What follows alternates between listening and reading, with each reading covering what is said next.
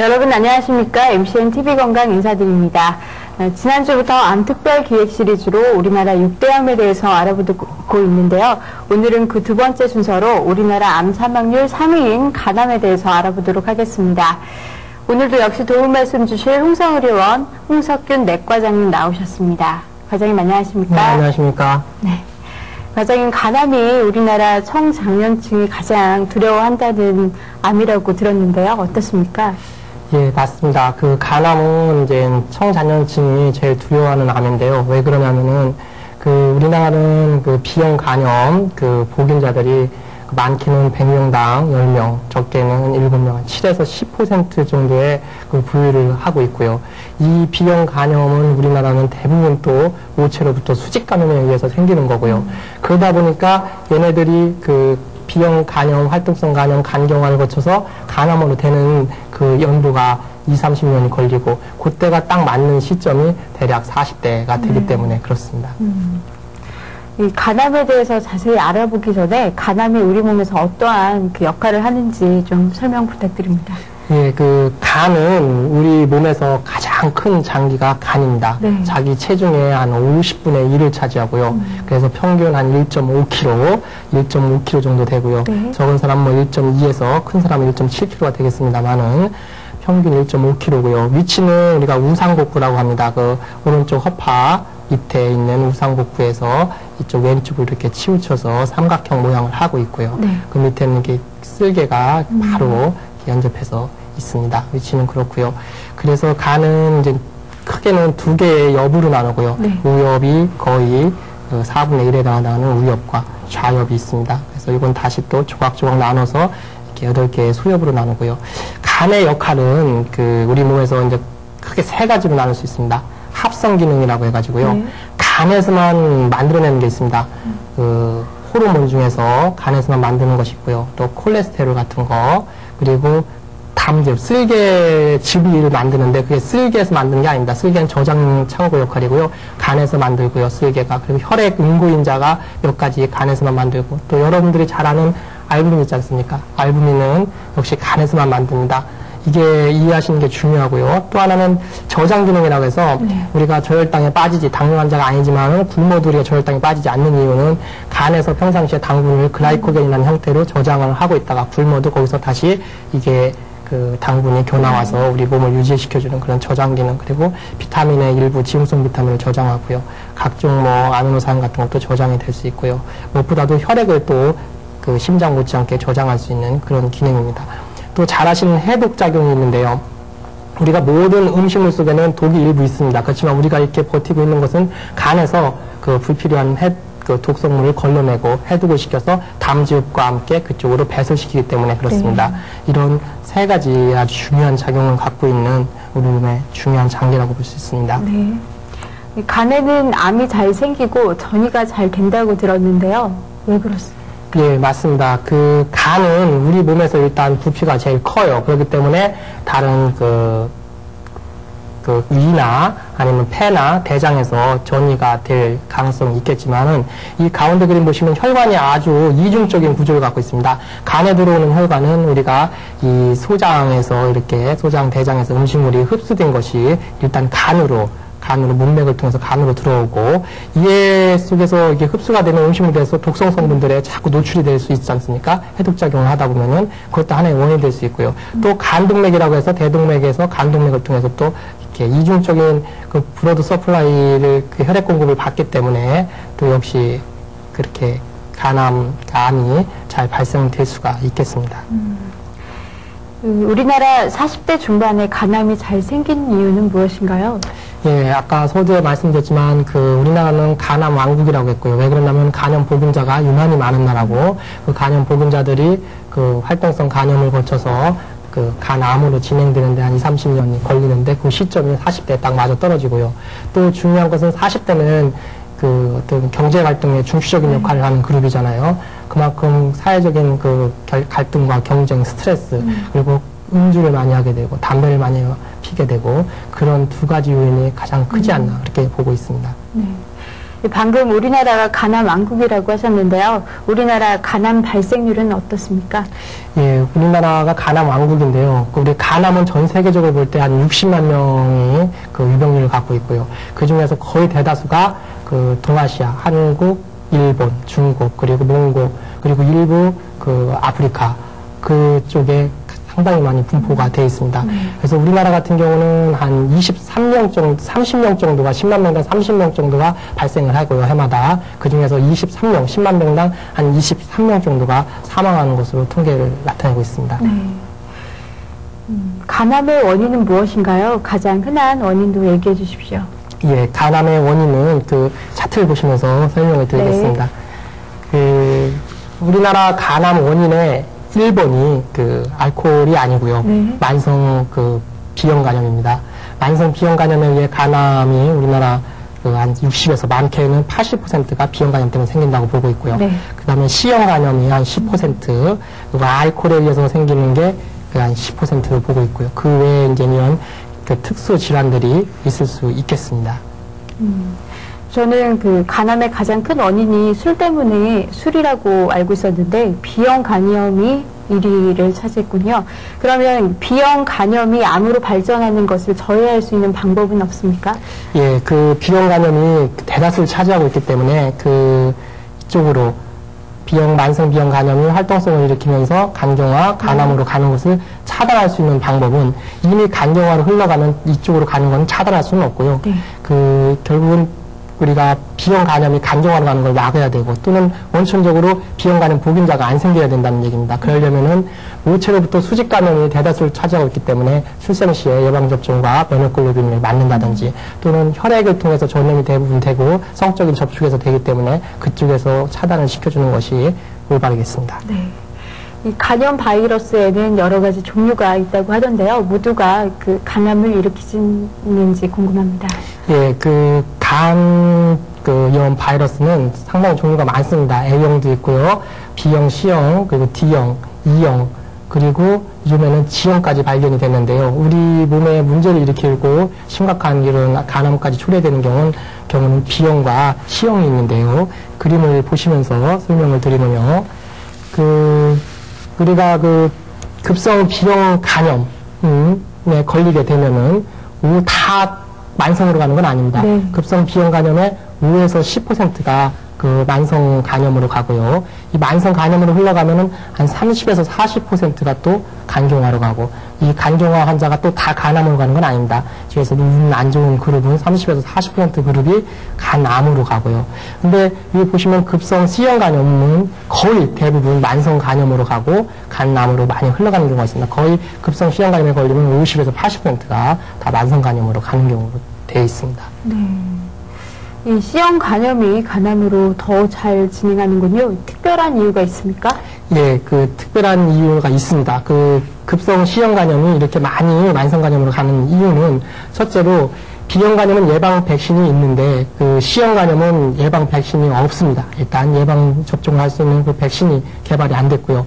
또 B형과 달리 C형은 돌연변이를 유난히 잘 일으킵니다. 그 사스, 얼마 전에 유행했던 사스가 어려웠던 이유가 돌연변이를 잘 일으키기 때문에 예방 백신을 만들 수 없는 것처럼 C형 간염은 그 돌연변이를 잘 하기 때문에 그렇습니다.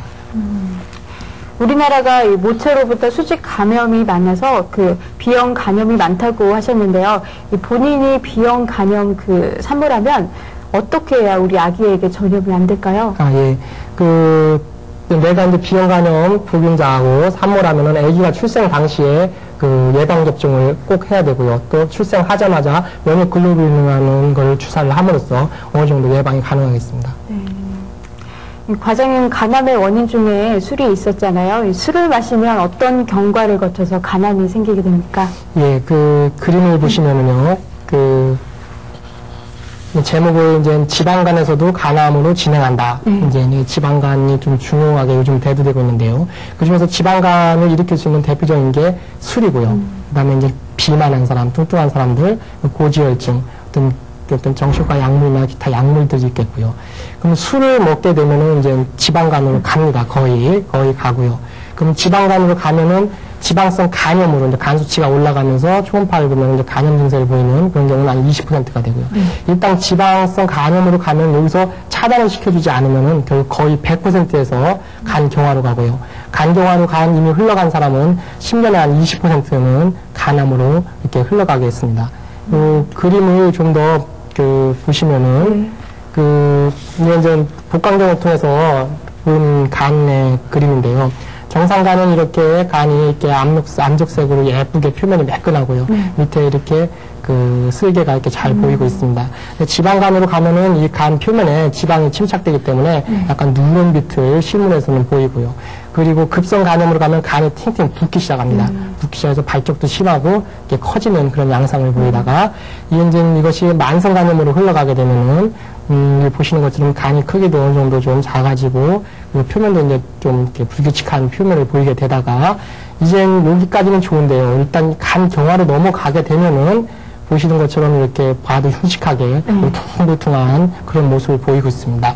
이런 울퉁불퉁한 모습 속에서 어느 한 세포 속에서 이제 변성을 일으키기 시작하면서 이렇게 간암으로 이렇게 발생이 되겠죠. 그래서 중요한 것은 술을 먹어서 간암까지 흘러가기 전에 최소한 급성 간염, 술 때문에 생긴 간염 이 상태에서 끊어줘야 됩니다. 이 고리를 끊지 않고 계속 술을 드셔서 간 경변으로 가면은 이때는 돌이킬 수 없는 그런 경우가 되겠습니다.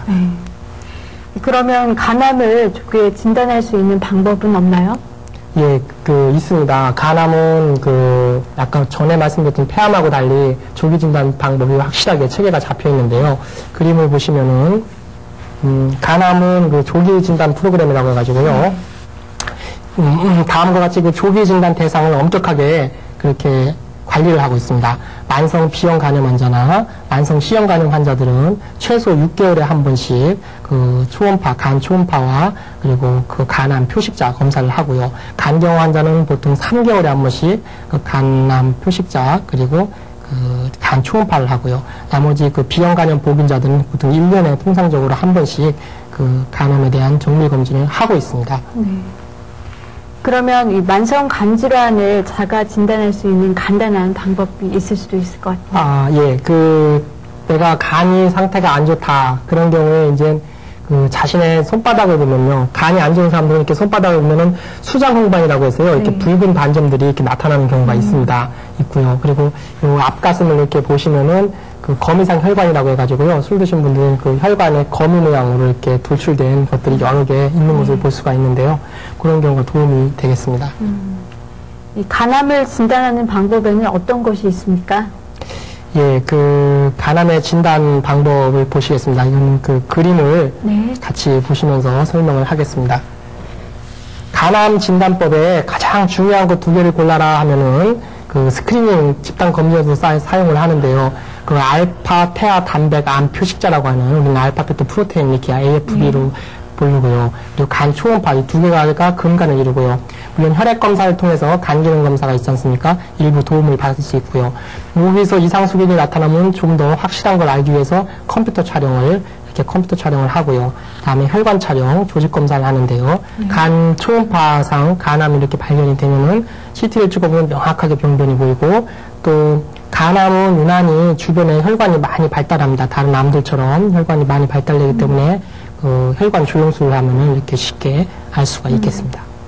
네, 지난주에 알아본 폐암에서는 암 표식자가 없었던 걸로 알고 있는데요. 이 간암에서는 알파테아 단백이 암 표식자로 중요한가요? 예, 그렇습니다. 아주 좋은 지적인데요. 우리가 암 조기 검진에서 피 검사로 좀 도움이 될 수 있는 건 딱 2가지밖에 없습니다. 오늘 말씀드린 간암과 그리고 남자들한테 걸리는 전립선암 그 2가지는 인정을 하고 있는 부분입니다. 피를 뽑아서 암 표식자로 학회 인정을 받은 것은 오로지 2가지인데요. 그중에서 알파테아 단백이라는 것은 원래는 태아라는 얘기가 들어가지 않습니까? 이 초창기 그러니까 뱃속에 있을 때 태아 시절에는 이 알파테아 단백이 증가됩니다. 혈액 속에. 그러다가 얘가 태어나서 성장을 하면서 성인이 되면 없어지는데요. 이상하게도 간암에 걸리면 이게 다시 혈액 속에서 높아지기 때문에 이건 아주 중요한 그런 검사자 암 표식자로 우리가 알고 있습니다. 자, 진단을 받았으면 이제 치료를 잘 받아야 할 텐데요. 이 간암의 치료법에는 수술 말고도 어떠한 치료법이 있을까요? 예, 치료 방법은 간암은 치료 방법의 종류가 아주 많습니다. 차트를 한번 같이 보시겠습니다. 그 간암의 치료 방법에 가장 중요한 것은 완치할 수 있는 간 절제술이 있겠고요. 또 간 이식도 하나의 방법이 될 수 있겠고요. 비수술적 치료가 간암은 유난히 많이 다른 암보다 발달이 되어 있는데요. 이 간 동맥 화학 색전술부터 시작을 해가지고 유전자 치료법이 있고요. 우선 다음 치료편에서 좀 더 자세히 한번 살펴봐 드리겠습니다. 네. 지난번 폐암에서도 그 병기에 따라 치료가 달라졌는데요. 간암에도 병기가 있을 것 같습니다. 예, 그렇습니다. 암은 병기가 제일 중요합니다. 왜냐하면 다시 강조하지만 암의 병기에 따라서 그 예후가 달라지고 치료의 방법이 달라지기 때문에 그렇습니다. 그림을 같이 또 보시겠습니다. 네. 간암의 병기는 역시 폐암처럼 1기부터 4기로 나누고요. 1기는 그 크기가 2cm 이하고요. 한 개 단일 결절이 있을 때 이런 경우는 우리는 소간암이라고 해서 아주 성적이 좋습니다. 네. 2기로 들어가면은 이제 크기가 2cm 이상인 것이 한 개가 있고 2cm 이하인 게가 여러 개. 이제 우리는 도터셀이라고 해서 이제 모가 있고 자녀 세포 이렇게 부르기도 하고요. 그리고 3기로 가면 좀 중량 크기가 2cm가 넘어가는 게 여러 개 이렇게 산재되어 있고요. 4기로 가면은 간암이 이제 폐나 뼈나 머리 쪽으로 전이를 많이 하는데요. 이런 경우는 4기로 보고 있습니다. 네. 그러면 어떤 경우에 수술이 가능할까요? 예, 보통 수술은 1기나 2기에 가능하겠고요. 특히 1기 같은 경우는 수술로서 완전 절제를, 암 조직을 절제함으로써 완치율을 상당히 높일 수 있습니다. 일단은 1기나 2기에 대부분 수술을 하는데요. 중요한 것은 1기나 2기라도 수술을 못하는 경우가 있습니다. 왜 그러냐면 간암은 거의 정상인한테 그냥 생기는 것이 아니라 간경화를 깔고 있는 상태에서 생기기 때문에 간경화로 복수도 이렇게 차고 식도 전면류 출혈도 생기고 환자는 나약한데 간암 세포가 조그맣게 잡혀 있다고 해서 다 수술할 수는 없는 것이기 때문에 자녀 간 기능이 중요하겠습니다. 네. 그런 경우에 이 간경화나 간암 치료법에 생체 간이식을 하는 경우가 있는데요. 언제 할 수 있습니까? 예, 요즘 생체 간이식이 간경화를 완치할 수 있는 방법으로 대두가 되고 있고요. 일부 간암 환자들이 또 이 생체 간이식을 통해서 완치를 노리는 경우가 있는데요. 그림을 잠깐 보시겠습니다. 네. 우리가 간이식은 언제 할 수 있느냐? 일단은 간을 절제를 할 수 있어야 됩니다. 무슨 얘기냐면 수술을 견딜 수 없을 정도로 몸이 황폐화되어 있거나 간경화가 진행됐다면 못하는 것이기 때문에요. 일단 간을 절제할 수 있어야 되고요. 비수술적인 방법, 아까 말씀드린 그런 비수술적인 방법으로는 수술적인 완치를 할 수 없지만은 간암이 다른 장기로 일단 전이가 되지 않고 국한되어 있으면서 수술을 환자가 견딜 수 있을 때 이거는 지금 그림은 저희 병원 것은 아닙니다만은 다른 병원에서 시술한 거를 빌려온 건데요. 여기 보시면은 정상 사람의 간을 이렇게 거의 한 2분의 1 가까이 이렇게 떼어냅니다. 절제를 해서 간경화 환자의 배를 열어서 간을 통째로 제거를 하고요. 요 반쪽알이 간을 떼어다가 각종 아까 혈관이 많이 있는데 혈관도 접합하고 쓸개도 접합하면서 이렇게 수술을 하는 것입니다. 그래서 통상적으로는 이렇게 간에 이렇게 전체가 다 퍼져 있을 때 암세포가 간을 통째로 전이가 안 됐다면 통째로 도려내고 이렇게 간 이식을 할 수 있는데요. 이런 경우는 사실 재발률이 높습니다. 그래서 잘 안 하고요. 종양이 일부 있고 1기나 2기의 종양이 있으면서 간 기능이 너무 나빠가지고 도저히 이제 생명을 연장시킬 수 없는 간 부전 상태에 도달했을 때 이런 경우는 일석이조로 암도 제거하고 간경화도 극복할 수 있는 그런 아주 최근에 중요한 치료법의 하나로 각광을 받고 있습니다. 네. 지난번 폐암에서는 치료 생존율이 낮은 것으로 기억하고 있는데 이 간암에서는 어떻습니까? 예, 폐암은 조기 진단이 안 되기 때문에 생존율이 상대적으로 많이 낮고요. 간은 조기 진단율이 높기 때문에 치료 생존율이 좀 좋습니다. 그림을 보시면서 설명을 드리겠습니다. 간암의 병기에 따른 생존율입니다. 우리 역시 간암도 폐암처럼 5년 생존율을 따지고 있고요. 1기 같은 경우는 거의 아까 2cm 이상의 크기라고 했죠. 암세포라고 했을 때 이것을 갖다가 이렇게 도려냄으로써 거의 80% 이상의 완치율을 볼 수 있고요. 2기 정도 되면 한 50%를 떨어지고요. 4기 정도에서는 역시 간암도 폐암처럼 아주 나쁜 생존율을 보이겠습니다. 네. 간암의 치료법 소개가 잠깐 있었는데요. 이 수술적 치료 외에 다른 치료 방법이 있다면 소개해 주시죠. 네, 아까 잠깐 설명했다가 지금 설명을 드리려고 했는데요. 네. 간암은 비술적인 치료가 사실은 더 큰 범위를 차지하고 있습니다. 수술이 불가능한 경우가 많기 때문에요. 간동맥 색전술이 있고요. 그리고 경피적 에탄올 주입법, 그리고 고주파 열처리법, 그리고 치료 초음파를 유도해가지고 그 얼려서 그 태워버리는 거, 없애버리는 거. 근데 요즘에는 좀 아까도 마찬가지로 면역 치료나 유전자 치료법이 요즘 실험실에서 시행을 하고 있고 일부 임상에서도 시도를 하고 있습니다. 네. 이 중에서 가장 많이 쓰이는 것이 간동맥 화학 색전술이고요. 그리고 경피적 에탄올, 최근에 고주파 열처리 치료 방법이 사용되고 있습니다. 잠시 후 한번 소개를 해보죠. 그러면 색전술에 대해서 설명 부탁드립니다. 예, 그림을 보시겠습니다. 그 간동맥 화학 색전술이라고 하는 거는요, 이렇게 CT를 찍었습니다. CT를 찍었더니 여기 보면 이렇게 하얗게 조형 증강되는 모습을 볼 수 있습니다. 혈관으로 물감을 쏘면 암세포는 혈관이 잘 발달됐기 때문에 거기에 침착이 돼서 이렇게 하얗게 보입니다. 이 보이는 것을 갖다가 수술로서 도려내는 것이 아니고 우리가 사타구니를 통해서 동맥을 찾은 다음에 그걸 쭉 따라 올라가서 대동맥에서 간동맥으로 나오는 이 혈관을 찾아서 들어갑니다. 쭉 조영제를 집어넣으면서 보면 이렇게 새까맣게 보이고요. 끝까지 최대한, 이 암세포 끝까지 최대한 접근을 해서 여기서 그 우리가 항암제를 쏩니다. 그래서 항암제를 이렇게 집어넣고, 그럼 항암제가 빠져나오지 못하게끔 여기다가 그 젤폼이라는 그런 거를 막아버립니다. 그러면은 암세포가 개사가 되겠죠. 이런 아주 중요한, 아직까지도 치료의 근간을 이루고 있는 그런 방법입니다. 그러면 고주파 치료법은 어떻게 하나요? 네, 고주파 치료 방법은요. 이제 그 기계는 간단합니다. 이제 이게 고주파, 그 초음파처럼 이렇게 음파의 고주파를 이용하는 건데요. 이게 기계고요. 우리가 이제 표적 장기, 초음파를 통해서 보면서 암세포, 도식화된 화면인데요. 그 암세포가 이렇게 있다고 하면은 바깥에서 초음파를 보면서 이렇게 철사 같은 걸 집어넣어서 찌릅니다. 그럼 그 관 속에다가 다시 이 초음파를 흘릴 수 있는, 고주파를 흘릴 수 있는 걸 집어넣어서 그 고주파를, 저주파가 있는 고주파를 이렇게 쏘게 되면은 이 표적 장기가 아래 그림에서처럼 이렇게 태워버리는 겁니다. 보통 500kHz 이상을 피부를 통해서 암세포의 타겟을 잡고 태워 없애는 방법이 되겠습니다. 이 간암이라고 진단되면 이미 10에서 15% 정도가 전이가 돼서 치료가 어렵다고 들었는데요. 이 간암의 초기 증세는 어떻습니까? 예, 그 간암도 진단 당시에 좀 많이 전이가 돼서 치료를 못하는 경우가 있는데요. 그 간은 우리가 흔히 침묵의 장기라고 합니다. 그 몸집도 거대하고 우리 몸에서 제일 큰 장기라고 했지 않습니까? 하는 역할도 중요한데 이 녀석이 바보 같아가지고 초기에 암세포가 생기면 어떤 우리한테 경고 증상을 줘야 되는데 그렇지를 못합니다. 그렇지만은 좀 더 세밀하게 살펴보면은 그 이상하게 우상복부, 간이 우측 상복부에 있다고 했지 않습니까? 우상복부에 통증이 있고 불편감을 느끼고 식욕이 떨어지고 왠지 헛구역질이 나고 체중이 감소되고 흔히 암에서 나오는 그런 전형적인 증세를 밟는데요. 간암은 더 특히 그렇습니다. 그런 증세를 표출할 수 있겠고요.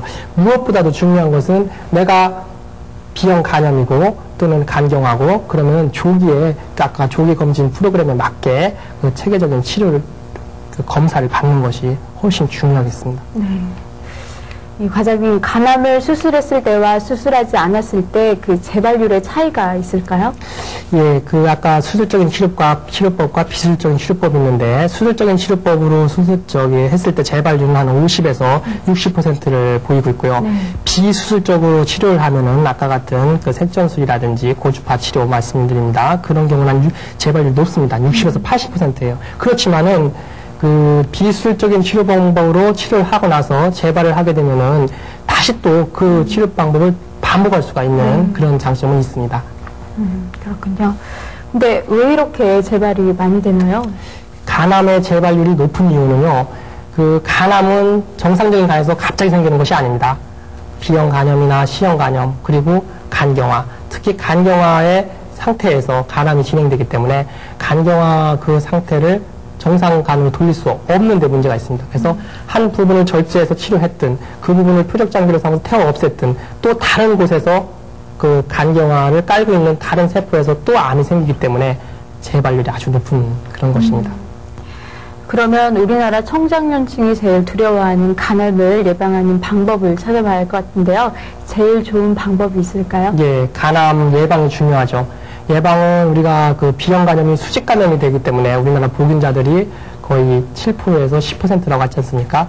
그 수직감염을 막아야 됩니다. 모체로부터 수직감염을 막으려면은 태어나자마자 아기가 그 예방접종을 꼭 맞아야 되고요. 그리고 그 면역 글로빈 같은 걸 이렇게 투여를 해야 될 거고요. 그리고 성인들도 항체가 없는 분들은 예방접종을 꼭 맞을 필요가 있겠습니다. 이 알코올, 술도 정말 큰 원인인데요. 이 술을 아주 안 마실 수는 없잖아요. 적당량의 술은 오히려 건강에 도움이 된다고 이렇게 강력히 주장하시는 분들도 계신데, 권장 음주량이 있습니까? 예, 사실은 그 말씀이 맞습니다. 적당한 술은 몸에도 좋고, 옛날 어른들이 반주도 했는데, 우리가 의사들은 흔히 권하지를 않습니다. 왜냐면은 자칫하다가는 그게 오보가 된다든지 환자가 잘못 해석을 해서 또 과음을 하게 되는데요. 사실은 그 권장량이 있긴 있습니다. 적정 음주량이라고 해가지고요. 남자와 여자가 다른데요. 남자 같은 경우는 우리나라 소주 말하면 한 3잔에서 4잔 정도, 이온이 한 2옥돌이 한 반병 정도가 되죠. 맥주를 말하면 한 1000cc. 그리고 여자분들 같은 경우는 조금 이거보다는 낮습니다. 소주는 한 2잔이고요. 맥주는 한 500cc. 이것은 얼핏 여성분들이 성차별이라고 할지 모르겠지만 성차별은 아닙니다. 여자들은 어떤 유전적인 요인에 의해서 간 알코올에 대한 분해 효소나 그 분해능이 떨어지기 때문에 이렇고요. 또 이대로 해서 매일 이렇게 드시는 분이 있을 수 있는데요. 그건 아닙니다. 한 번 이렇게 드시면은 밑에 보시면 한 번 음주 후에 2, 3일은 휴식기를 가져야 됩니다. 간이 이 알코올을 해독할 수 있는 휴식기를 가져야 된다는 겁니다. 매일 이렇게 드시라는 얘기는 절대로 아닙니다. 네, 다음은 만성 간질환과 간암에 대한 잘못된 상식을 짚어보는 시간입니다. 하나하나 짚어보시면서 잘못된 의학 상식 바로잡으시기 바랍니다. 자, 차트 보면서 질문 드리겠습니다. 첫 번째입니다. 간암을 수술하면 전이가 더 잘 된다. 예, 흔히 이렇게 또 생각하는 사람들이 있는데요. 이것은 아마 오해에서 나오는 겁니다. 우리가 이제 간암을 진단하고 수술하려고 개복을 했더니 이미 간이 다 퍼진 거예요. 그러면 조용히 그냥 다 건들지도 못하고 닫고 나옵니다. 그거 이제 사람들이 수술했더니 며칠 있다 죽었더라. 그건 사실은 퍼져 있어서 수술을 못하고 닫고 나온 건데 환자분들이나 보호자분들이 이렇게 오해하는 경우가 있습니다. 절대로 그렇지 않습니다. 간암은 조기에 발견돼서 이 병기 결정상 1기에 들어가면 일단 수술이 아직까지는 최선의 완치할 수 있는 방법이 되겠습니다. 두 번째 알아보겠습니다.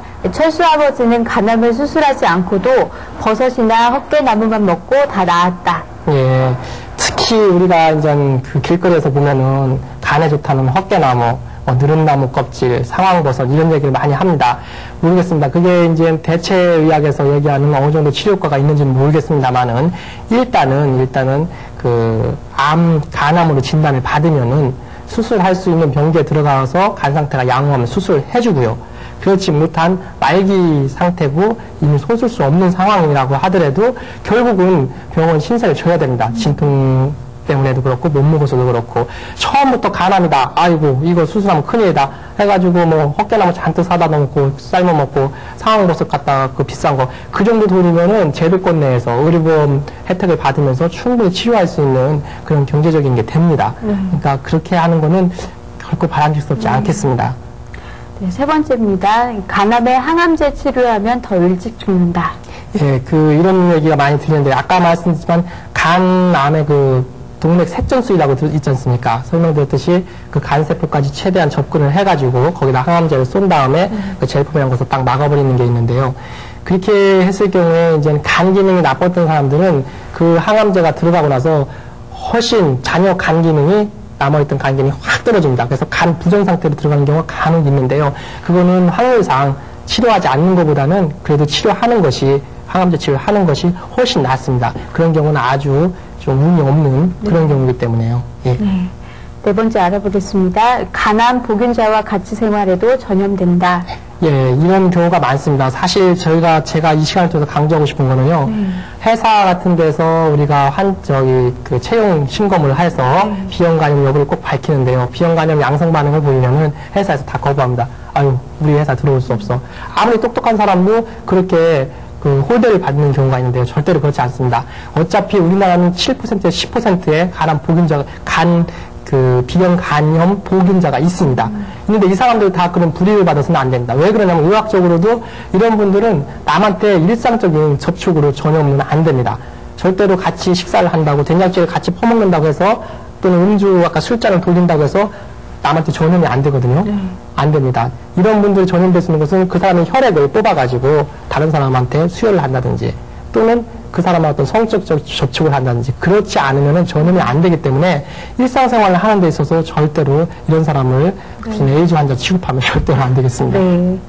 네, 5번째입니다. 간염 보균자도 라미부딘이란 약을 미리 먹어야 간경화를 막을 수 있다. 예, 일부 다른 제도권이 아닌 그런 의료 사이비를 행하는 사람들이 이런 얘기를 하는데요. 당신은 간염 보균자야? 간염 보균자. 이거 좋은 약 있어. 이거 먹으면은 간경화도 안 가고 간암도 안 생겨 하면서 이렇게 약을 권하는 걸 보면은 라미부딘이라는 약은 원래 에이즈 치료제로 개발된 약입니다. 지금 이제 제픽스라는 상품명화 돼가지고 많이 시판이 되고 있고 아직까지는 많이 드시는데요. 간염 보균자는 절대로 이 약을 드실 필요가 없습니다. 왜 그러냐면은 이 약은 적응증이 있는데요. 간염 보균자가 간 수치도 올라가고 황달도 생긴다든지 간 수치가 올라서 활동성 간염으로 갔을 때 그 혈액 속에서 우리가 그 비형 간염 DNA를 추출해서 그 간 수치도 올라가고 이때 써야만이 효과적으로 사변할 수 있는 거지 보균자 상태에서 약을 드시는 것은 약도 고가 연이와 아무런 그런 효과가 없습니다. 네. 네, 마지막입니다. 만성 간질 환자는 양약은 해로움으로 한약으로 다스려야 한다. 예, 우리 민족의 뿌리 깊은 그런 얘기인데요. 양약은 해롭고 한약은 순하고 그렇게 많이들 표현을 하는데요. 그렇지 않습니다. 어차피 한약을 먹고도 간이 해칠 수도 있고 약을 먹고도 해칠 수 있습니다. 간 상태가 안 좋으면은 가능한 약은 안 드시는 것이 좋습니다. 그게 생각을 하셔야지 양약은 해롭고 한약은 괜찮다. 간이 나쁘면 한약 먹어야 된다. 이것은 잘못된 생각입니다. 네, 과장님 끝으로 간암에 대해서 당부해 주실 내용 있으시면 전해 주시죠.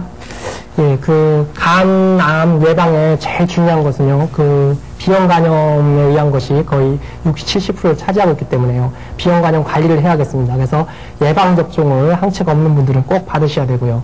그리고 모체로부터 수직 감염을 막기 위해서 산모가 비형 간염 보균자일 경우에는 꼭 신생아가 태어나자마자 적절한 조치를 취해야 되겠습니다.